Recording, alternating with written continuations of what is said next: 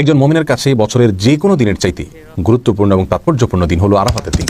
কারণ রাসূল আকরাম সাল্লাল্লাহু আলাইহি ওয়াসাল্লাম এই দিন প্রসঙ্গে বলেছেন, এই দিনে আল্লাহ সুবহানাহু ওয়া তাআলা যত বেশি সংখ্যক মানুষকে জাহান্নাম থেকে মুক্তি দিয়ে থাকেন, বছরের অন্য কোনো দিনে এত বেশি সংখ্যক মানুষকে আল্লাহ সুবহানাহু ওয়া তাআলা জাহান্নাম থেকে মুক্তি দান করেন না। অপর এক হাদিসে আসছে, তিনি বলেছেন, আফদালুদ দুআ ইয়াউমি আরাফা। সারা বছর জুড়ে যে কোনো সময়ে মানুষ যত দোয়া আল্লাহ সুবহানাহু ওয়া তাআলার কাছে করে না কেন, তার মধ্যে থেকে সবচেয়ে উত্তম, সবচেয়ে বেস্ট দোয়া হলো আরাফাতের দোয়া। প্রিয় দর্শক, আরাফাতের দিনে যারা আরাফাতের ময়দানে অবস্থান করেন অর্থাৎ হাজী সাহেবগণ, তাদের জন্য রাসূল আকরাম সাল্লাল্লাহু আলাইহি ওয়াসাল্লাম অনেকগুলো আমলি কথা বলেছেন, বাতলেছেন।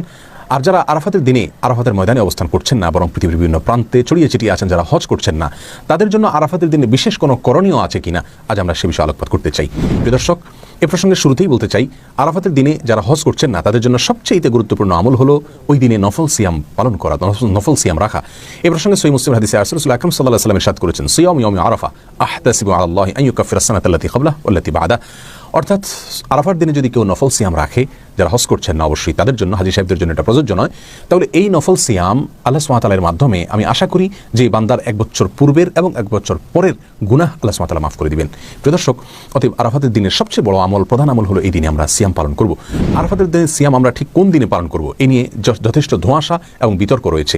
স্কলারদের মধ্যে থেকে অনেকে বলে থাকেন, যেহেতু রাসূল আকরাম সাল্লাল্লাহু আলাইহি ওয়াসাল্লাম আরাফাতের দিন বলেছেন, 9 তারিখ বলেননি, অতএব আরাফাতের দিনটি সৌদি আরবে যদিও চন্দ্র মাসের 9 তারিখ হয়ে থাকে, তারপরেও যেদিন হাজী সাহেবগণ আরাফাতে অবস্থান করছেন আমরা ওই দিনে রাখবো, কারণ আরাফাতের দিন সেটা আমাদের দেশে 8 তারিখও হতে পারে।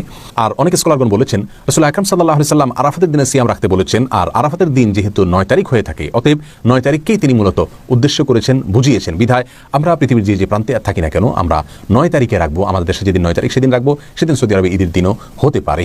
যাই হোক, এখানে দুটি মত আমরা দেখতে পাচ্ছি। এই দুটি মতের কোনোটি রাসূল আকরাম সাল্লাল্লাহু আলাইহি ওয়াসাল্লামের সুস্পষ্ট কোনো হাদিস দ্বারা সরাসরি সমর্থিত নয়, বরং এই দুটি মতই গবেষণামূলক। আমরা যেই মতটি আমাদের কাছে বেশি যৌক্তিক মনে হবে সেটার উপর আমরা আমল করতে পারি। আর যদি উভয় দিনে আমরা নফল সিয়াম রাখি, অর্থাৎ চন্দ্র মাসের 8 এবং 9 উভয় দিনে যদি আমরা সিয়াম রাখি, তাহলে সেটা সবচেয়ে উত্তম। কারণ কোনো বর্ণনা দ্বারা জিলহজের প্রথম দশকের প্রথম 9 দিনই সিয়াম রাখার কথা, সিয়াম পালন করার কথা বোঝানো হয়েছে, নির্দেশ করা হয়েছে। কোনো বর্ণনা দ্বারা এরকমটি বোঝা যায়। বিধায় আমরা জিলহজের 8 এবং 9 উভয় দিনে সিয়াম পালন করতে পারি। তাহলে আরাফাতের দিন উপলক্ষে সর্বপ্রথম এবং সবচেয়ে বড় কাজ হলো একজন মুমিনের জন্য যারা হজ করছেন না, আরাফাতে অবস্থান করছেন না, আরাফাতের দিনে ওই দিনে সিয়াম পালন করবেন। আর দ্বিতীয় আমল হলো লা ইলাহা ইল্লাল্লাহু ওয়াহদাহু লা শারীকা লাহু লাহুল মুলকু ওয়া লাহুল হামদ ওয়া হুয়া আলা কুল্লি শাইইন কাদির। এই বাক্যগুলো বেশি থেকে বেশি বলা, পাঠ করা আরাফাতের দিনে। রাসূল আকরাম সাল্লাল্লাহু আলাইহি ওয়াসাল্লাম বলেছেন, ওয়া আফদালু মা কুলতু ওয়াল আনবিয়াউ মিন ক্বাবলি লা ইলাহা ইল্লাল্লাহু ওয়াহদাহু লা শারীকা লাহু লাহুল মুলকু ওয়া লাহুল হামদ ওয়া হুয়া আলা কুল্লি শাইইন কাদির। অর্থাৎ আমি যত বাক্য আমার মুখ দ্বারা উচ্চারণ করেছি, যত জিকির করেছি আমি এবং আমার পূর্বে যত নবীগণ যত জিকির করেছেন, তার ভিতরে সবচেয়ে উত্তম জিকির হলো এটি। রাসূল আকরাম সাল্লাল্লাহু আলাইহি ওয়াসাল্লাম এই জিকির আরাফাতের দিনে, এই দোয়াকে, এই বাক্যগুলোকে আরাফাতের দিনে পাঠ করার ফলে বিশেষভাবে নির্দেশ দান করেছেন। এই দোয়াগুলো বা এই বাক্যগুলো যদিও হাজী সাহেবদের জন্য, যারা আরাফাতের মধ্যে অবস্থান করছেন তাদের জন্য বলা হয়েছে, তারপরেও এই বাক্যগুলো যারা হজ করছেন না বা আরাফাতের দিনে আরাফাতের ময়দানে বাইরে আছেন তারাও পাঠ করতে পারেন। এটাই বিশুদ্ধ মত। কারণ রাসূল আকরাম সাল্লাল্লাহু আলাইহি ওয়াসাল্লাম এখানে নির্দিষ্ট করে দেননি যে শুধুমাত্র আরাফাতের দিনে যারা অবস্থান করছেন তারাই পড়বে, বরং আরাফাতের দিনে যে আমলগুলো আছে সেগুলো দিনের সাথে তিনি সম্পৃক্ত করেছেন। হ্যাঁ, যারা সেই দিনে আরাফাতের ময়দানে অবস্থান করে এই বাক্যগুলো বলতে পারবেন বা আরাফাতের ময়দানের যে সমস্ত আমলগুলো আছে সেগুলো করতে পারবেন, সন্দেহাতীতভাবে যারা বাইরে থেকে করছেন তাদের চেয়ে তারা অনেক বেশি ফজিলতের অধিকারী হবেন, অনেক বেশি মর্যাদার অধিকারী হবেন, সেটা বলাই বাহুল্য। কিন্তু যেহেতু আরাফাতের দিনের আমলগুলোকে রাসূল আকরাম সাল্লাল্লাহু আলাইহি ওয়াসাল্লাম দিনের সঙ্গে সম্পৃক্ত করেছেন, অতএব ওই দিনে পৃথিবীর যে প্রান্তে মানুষ থাকুক না কেন, সেই দিনে যদি মানুষ বেশি থেকে বেশি সে আমলগুলো করে তাহলে তারাও ইনশাআল্লাহ বিইজনিল্লাহ ফজিলত পাবে। অতএব আমরা দ্বিতীয় আমল হিসেবে আরাফাতের দিনে বেশি থেকে বেশি এই বাক্যগুলো পাঠ করব, লা ইলাহা ইল্লাল্লাহু ওয়াহদাহু লা শারীকা লাহু লাহুল মুলকু ওয়া লাহুল হামদ ওয়া হুয়া আলা কুল্লি শাইইন কাদির। আরাফাতের দিনের তৃতীয় আমল হলো, যেহেতু আরাফাতের দিনে সিয়াম পালন করা সুন্নাহ, আর সিয়াম পালন করলে যদি কোনো ব্যক্তি সিয়াম পালন করে তাকে ইফতার করানোর ফলে ওই রোজাদার ব্যক্তি রোজা রেখে যে করবেন সওয়াব পান, ইফতার করানো ব্যক্তিকে আল্লাহ সুবহানাহু ওয়া তাআলা সমপরিমাণ সওয়াব দান করেন।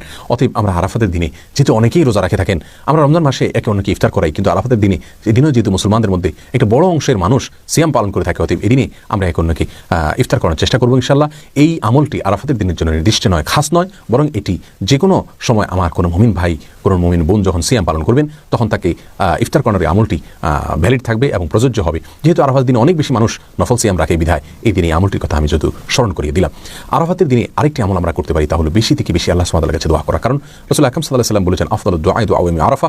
আরাফাতের দিনের দোয়া হলো সারা বছরের যে কোনো দিনের মধ্যে সবচেয়ে উত্তম, সবচেয়ে বেস্ট দোয়া। অতএব এই দিনে আমরা আল্লাহ সুবহানাহু ওয়া তাআলার কাছে বেশি বেশি করে দোয়া করব। আল্লাহ সুবহানাহু ওয়া তাআলা আমাদের সকলকে আরাফাতের দিনে নফল সিয়াম পালন করা এবং লা ইলাহা ইল্লাল্লাহু ওয়াহদাহু লা শারীকা লাহু লাহুল মুলকু ওয়া লাহুল হামদু ওয়া হুয়া আলা কুল্লি শাইইন কাদির এই বাক্যগুলো পাঠ করা এবং এই দিনে বেশি থেকে বেশি আল্লাহ সুবহানাহু ওয়া তাআলার কাছে দোয়া করা, আল্লাহ সুবহানাহু ওয়া তাআলার কাছে ক্ষমা চাওয়া। যেহেতু জাহান্নাম থেকে আল্লাহ সুবহানাহু ওয়া তাআলা মুক্তি অনেক মানুষকে দান করে থাকেন, যদিও এটা বেশি থেকে বেশিরভাগ ক্ষেত্রে এটা হাজী সাহেব মুজাহিদদের জন্য, যারা আরাফাতের মধ্যে অবস্থান করছেন তাদের জন্য প্রযোজ্য। তারপর আমরা যারা বাইরে আছি তারাও আল্লাহ সুবহানাহু ওয়া তাআলার কাছে মুক্তি চাইতে পারি। সেই সাথে যারা সিয়াম পালন করে থাকেন আমাদের আশেপাশে জানাশোনা, আমাদের নিকটাত্মীয় অথবা প্রতিবেশীদের মধ্যে থেকে, যে কোনো মুসলমানদের মধ্যে থেকে তাদেরকে আমরা এই দিনে ইফতার করার চেষ্টা করবো। আল্লাহ সুবহানাহু ওয়া তাআলা আমাদের সকলকে আরাফাতের দিনের সমস্ত মর্যাদাগুলোকে নিজের করে নেওয়ার তৌফিক দান করুন, এবং আমাদের যে সমস্ত ভাইরা আরাফাতের দিনে আরাফাতের ময়দানে অবস্থান করছেন আল্লাহ সুবহানাহু ওয়া তাআলা তাদের সমস্ত দোয়াগুলোকে, সমস্ত নেক আমলগুলোকে, সমস্ত ইবাদতবন্দিকে, সমস্ত সুন্নাহগুলোকে কবুল এবং মঞ্জুর করেন।